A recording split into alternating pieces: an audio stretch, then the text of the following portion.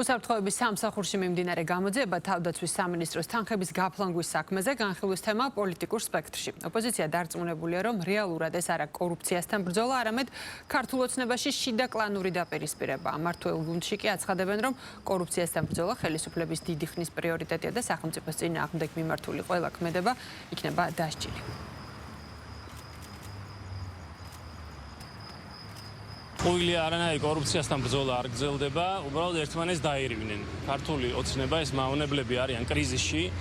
ძალიან მკაცრი პოზიცია წამოვიდა და ცივი შხაპი ევროკავშირიდან. ხედავთ, რომ ამერიკის შეერთებული შტატების ადმინისტრაცია არანაირად ამათ არ ცნობდა, არანაირად არ ეკონტაქტება. ამიტომ დაერივნენ ერთმანეთს და ახლა ღარიბაშვილის გარემოცვაზეა შეტევა სინამდვილეში, თორე კორუფცია რო ადარდებდეთ, მაშინ ყველამ თავი უნდა დაიჭიროს. იქ აი ეს კისერში უნდა მოიკიდონ ყველამ ხელი და წავიდნენ ჩაჯდნენ ციხეში და დააბრუნონ ფულებით, მაგრამ სინამდვილეში ეს კი არ ხდება.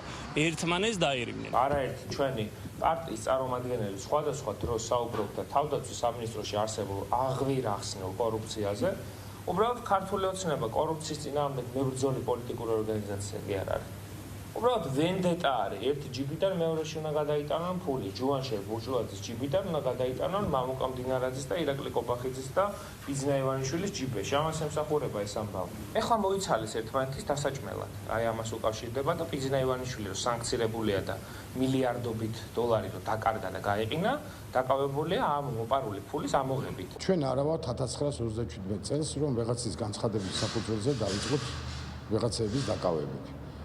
დაკავებები დაიწყო და გამოძიება დაიწყო და ყველა პასუხს აგებს, როდესაც მოგროვდა შესაბამისი მტკიცებულებები, რომელმაც შეიძლება დაადასტურონ ამა თუ იმ პიროვნების ბრალი.